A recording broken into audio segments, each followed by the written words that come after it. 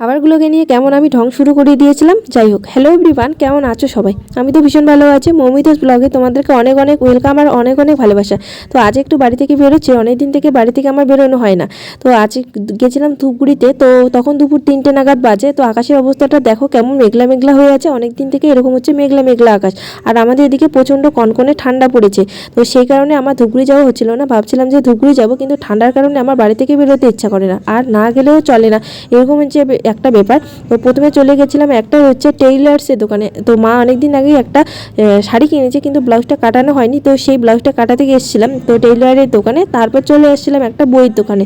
তো আমার কিছু বই কেনার ছিল। তো এটা হচ্ছে লেখনী ঘর, ধুবড়িতে সবাই চেনো। তো লেখনী ঘরে এসে বই কিনতে, এখানেও একটু বইটা ঘুটিয়ে ঘুটিয়ে দেখছিলাম। বইয়ের ব্যাপার ভালোভাবে একটু ঘুটিয়ে ঘুটিয়ে না দেখলে হয়, পরে বাড়ি গিয়ে দেখবো যে ভুলভাল আছে, আবার বাড়ি গিয়ে এসে ফেরত দিব, ওটা আর ভালো লাগে না। তাই বইয়ের দোকানে একটু ভালোভাবে ঘুটিয়ে ঘুটিয়ে দেখে নিতে হয়। তো তারপর চলে আসলাম একটা কসমেটিকের দোকানে। আর কসমেটিকের দোকানে আসলে আমার যা হয় কি, মালা দুল দেখি চারিদিকে, আর এই মালা দুল দেখলে কিন্তু আমার চোখ জুড়িয়ে যায়। সবারই হয়তো, প্রত্যেকটা মেয়েরই হয়তো ভালো লাগে সাজতে, আমারও যেমনটা সাজতে ভালো লাগে, কেউ আবার সাজলেও তাকে ভীষণ ভালো লাগে। তো এখানে আমার লিপস্টিকগুলো দেখছিলাম। আর দেখো এখানে কিন্তু খুব সুন্দর সুন্দর দুলের কালেকশন রয়েছে। আর এখন ধুবড়িতে কিন্তু অনেক দোকান নতুন নতুন উঠেছে, আর অনেক কালেকশন রয়েছে। আগেও ছিল দোকানগুলো, এখন ভীষণ ভালোভাবে সাজিয়েছে দোকানগুলো। তোমরা যারা যারা যাওনি, আমাদের ধুবড়িতে বাজার আসনি, তারা একবার আসতে পারো। খুব সুন্দর সুন্দর কিন্তু কালেকশন রয়েছে এখানে। তো এখানে আমি একটু লিপস্টিকটা ভালোভাবে দেখছিলাম, আর এই লিপস্টিকটা নিয়েছিলাম, আর এটাই তোমাদেরকে একটু দেখাচ্ছিলাম যে এই লিপস্টিক এখানে। তো সামনেই তো সরস্বতী পূজা চলে এসছে, তো এখানে তাই আমি একটু মালা কালেকশন দেখছিলাম। এখানে মালা দুল এসব কালেকশন দেখছিলাম, সামনেই সরস্বতী পূজা আসছে, তো তাই লিপস্টিক কাজল এসব তো কিনতে লাগবে। তো তারপর চলে আসলাম একটা হচ্ছে কাপড়ের দোকানে। তো এখানে আসলে যা হয় আর কি, আমি প্রত্যেকবারই যখনই ধুবড়ি আসি, মা কিনতে না চাইলেও বলি, মাকে বলি যে ধুবড়িতে আসছি, একটা নাইটি কিনে নিয়ে যাও। এটা বলতে পারো আমার একটা ড্রিম বলতে পারো। তো মার হচ্ছে ধুবড়ি আসলে আমি একটা নাইটি কিনবো, এরকম হচ্ছে একটা ব্যাপার। তো তারপর কাপড়পট্টির ভিতরে চলে এসে এখানে এসে ভাবছিলাম যে কী কিনবো কিছুই বুঝতে পারছিলাম যে কী কিনবো। তারপর এদিকে যাওয়ার সময় দেখছিলাম এখানে অনেক ভিড়, আমি ভাবছিলাম যে এখানে আবার কেন ভিড় এত। তারপর ভিতরে গিয়ে দেখি যে এখানে সমস্ত কিছু সোয়েটার ফয়েটার এখানে ঝুলানো রয়েছে, সমস্ত কিছু হচ্ছে 300 টাকা, তাই এত ভিড় রয়েছে। তো ওই ভিড়টা থেকে আমিও ভিতরে ঢুকে দেখছিলাম যে দেখি তো আমিও তাহলে একটু, যদিও আমি কিনবো না, আমার কাছে টাকা পয়সা অতটা নেই যে কিনবো, তো ফালতু ফালতু। তো ওইখানে আমিও দেখছিলাম, লোকগুলো দেখছিল, তাই আমিও একটু ভিতরে গিয়ে দেখছিলাম। এটা হচ্ছে ম্যাডো বাজারে একদম সামনেই বসেছে দোকানটা। সমস্ত কিছু হচ্ছে 300 টাকায় বলছিল।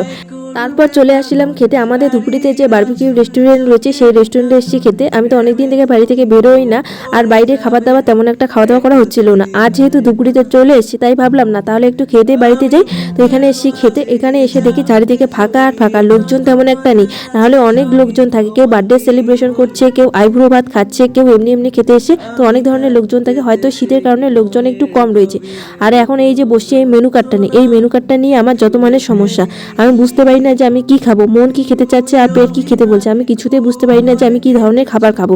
তো এই মেনু কার্ডটা নিয়ে হাসাহাসি করছিলাম। এই মেনু কার্ডে আমি প্রত্যেকবারই আমার এমনটা হয়, আর কেন যে হয় এরকম আমি নিজেও ঠিক বুঝতে পারি না। বলছিলাম যে এই মেনু কার্ডটা দেখবো না, এই মেনু কার্ডটা দেখলে আমার মাথা ফাতা ঘুরে যাবে, এই মেনু কার্ড ছাড়াই আমি অর্ডার দিয়ে দেবো। তো অর্ডারটা আমি কিছু দিয়ে দিয়েছি, অর্ডারটা আর কিছুক্ষণ পর চলে আসবে, তো একটু ওয়েট করতে লাগবে আমাদের খাবারটা। তো খাবারটা চলে এসে এই যে আমার চলে এসে এখন এগ চাউমিন। আর এখানকার এগ চাউমিন খেতে আমার ভীষণ ভালো লাগে।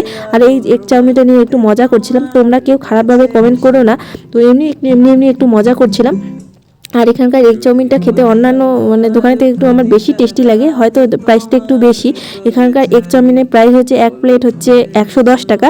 তো খেতে ভীষণ টেস্টি হয়, খেলে মন আর পেট দুটোই শান্তি লাগে। তাই আর কি আমি হচ্ছে এখানে হচ্ছে এগ চাউমিনটা খাই আর কি। তো খাচ্ছিলাম আর তোমাদের সঙ্গে সে ঢং করছিলাম। তো তোমরা এই আমার ঢংটা একটু সহ্য করে নিয়ে নাও। তো তারপর এই এগ চাউমিনটা খাওয়ার পর এখন ভাবছিলাম যে কী খাবো। তো ভাবলাম না, অনেকদিন থেকে তাহলে তো বিরিয়ানি খাই না, তাহলে বিরিয়ানিটা খাই। এই বিরিয়ানিটা নেওয়ার পরেও এই যে ঢং শুরু করে দিয়েছিলাম আমি। তো যাই হোক, এখন আমি বিরিয়ানিটা এখন প্লেটে হচ্ছে ঢেলে নিচ্ছি। আর এখানকার বিরিয়ানিটাও ভীষণ টেস্টি হয়। তো এখানকার বিরিয়ানির প্রাইসটা আমি বলে দিই। এখানে হচ্ছে বিরিয়ানির প্রাইস হচ্ছে 170 টাকা। 170 টাকা বিরিয়ানির প্রাইস হচ্ছে চিকেন বিরিয়ানি। এটা হচ্ছে চিকেন বিরিয়ানির প্রাইস এটা বললাম। তো এখন এই বিরিয়ানিটা খেয়ে দিয়ে চলে আসলাম বাড়ি। আজকের মতো এইটুকুই। ভালো লাগলে অবশ্যই একটা লাইক করো, শেয়ার করো, কমেন্ট করো। দেখা হচ্ছে অন্য কোনো ব্লগে।